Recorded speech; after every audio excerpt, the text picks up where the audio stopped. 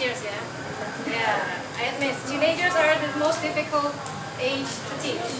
They want to be treated like adults, but they act like children. That's why I never wanted to teach teens, remember? Okay. This is the first one, undermining the teacher's authority. This kind of student will need to be privately told that their attitude was confrontational and ask how this might be resolved mutually. It must have a win-win solution. The teacher wins, the student wins. But be careful not to read most questions about content, interpretation, or assignments as a challenge of authority. It doesn't mean that if a student is always asking, Miss, why do we have to do this? I already did this last year. Or, Miss, I already did this at school. It doesn't mean that they challenge your authority. Perhaps they just want to know. Yeah? Be careful not to read those kind of things as challenge. Or even if you think it's a challenge of authority, just act like it's not. Acting as if they are not, even when you suspect they are, can convey a sense of confidence and control. Even though deep down inside you know that this must be challenging my authority, but outside, keep smiling.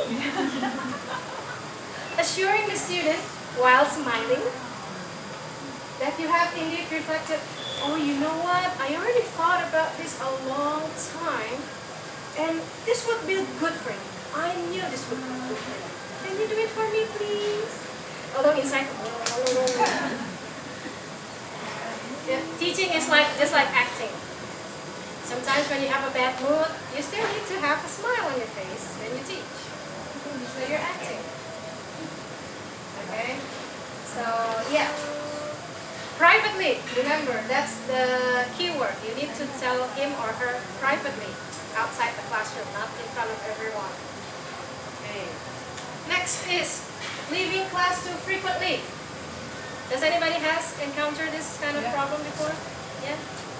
Especially when the parents are Oh. they're like, Miss, I have to say hello to my mom. I see. Yeah. You might ask the student if everything is okay. Is everything okay? Are you okay? Are you fine? Privately, again. Privately. So that they know that you care about them, you're concerned about them. And don't assume disrespect. Probably it might be a bladder infection, you know, he really needs to pee, and then the pee again, and then to pee again. It happens. Maybe he had too much tea or something. It could be a physical problem or something. Just the point is husnudon. All children are doing. Although inside, keep calm. Next, cell phone disruptions. Some teachers allow cell phones to be on the vibrate settings, as long as they are attended to at the break, rather than when it vibrates. So not every time it vibrates. Yeah, it vibrates. Everything is vibrate, but every time it vibrates. No, vibrates. Let it be. Just look at it at break time or when we finish a class. But teachers need to abide by this rule as well. Yeah, so you do that too. It's not fair if you ask the students to not look at their cell phones, but you keep on looking at it. It's not fair. So use the vibrate mode, but make sure you don't put it in your pocket. Yeah, put it on the table. Put it in your bag. Put it in your bag. Monopolizing discussion. Who has found this kind of disruption before? Children just keep on talking and talking and talking and talking. Students, I want to share about last holiday.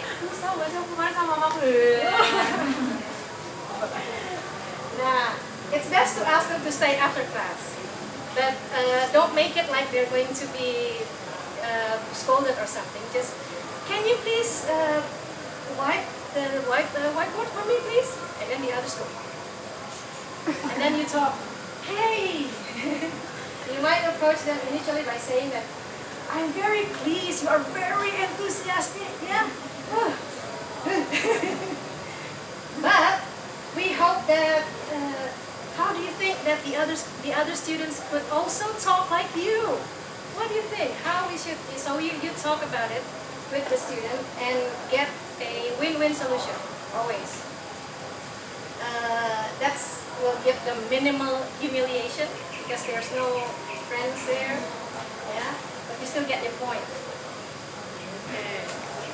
Repeated tardiness. I'm sure there are lots of this. Yes? Always late and late again and late again and late again. There should be a clear parameter set around this issue up front, either in your syllabus or in the class rules. So in the first session you already talked about this. What is the punishment if you are late? And stick to the rules. Be disciplined. It might be best to discuss this with students individually if they are late students. Yeah? Some are habitually late because they are dependent on bus routes or they take the ojek and the ojek is still sleeping somewhere. Yeah. It happens. So you talk about it privately and nicely and get a win-win solution for everyone. Refusal to participate or speak. The thing is, we cannot force students to speak in class nor participate in group projects. We can never force them. Speak! Speak! This can be addressed and become a win-win situation by either giving the student alternative options to verbal participation. Okay, so if he doesn't want to talk, perhaps he could write something down and do something for the classroom. Unless it's a conversation class, yeah? They need to speak at conversation class. Or simply just carefully coaxing some response out of them and praising whatever minimal effort you receive from them. Sometimes there are students who just, so what happened to you? How was school today? Was it fun or boring or terrifying? He has to speak, right? Fun, miss. Great! Finally he speaks. So you coax it up. You coax it out of their mouth. They need to say something. And praise, even if it's just saying, yes, no, fun. Give praise. Okay, remember some students are terrified to be in the class setting, especially if there are round tables. Do we use round tables, miss? Is there not? No, yeah? Not round tables, yeah? Rather than desks. Because using round tables, it's like they could be seen from all of the room. Sometimes it's terrifying. Sharing, copying work. Some students think it is okay to work together in doing homework. Do you give homework to your students? Yes? No? Homework? Yeah? Do you give homework? And do they work together before the class? 5 minutes before the class? No. Maybe they think it's okay. If you don't say that this is your individual work, perhaps they think it's okay.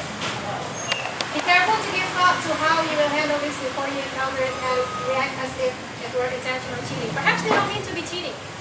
Maybe they just think it's okay because you didn't say it's okay. You might want to put this in the class rules again, class rules at the first session of the term. And this can also occur when the class does a great deal of group work. So the children cannot differentiate which one is group work, which one is individual work. I don't know. So I work always together. So you need to make sure you are clear about this. Yeah? Almost like too much chit-chat.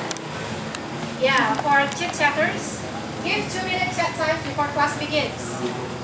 Okay, I will begin in 2 minutes. You can talk now, but after that, we study. Okay? Go. Let them. 2 minutes, 3 minutes, it's okay. Next.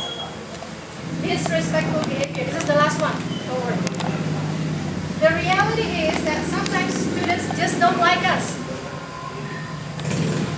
It happens. Yeah? Don't be sad. Why they don't like me? teachers. Keep calm, yeah? And look for a way to positively invite students to engage more deeply in the classroom. Think about it. Look for it. Keep calm.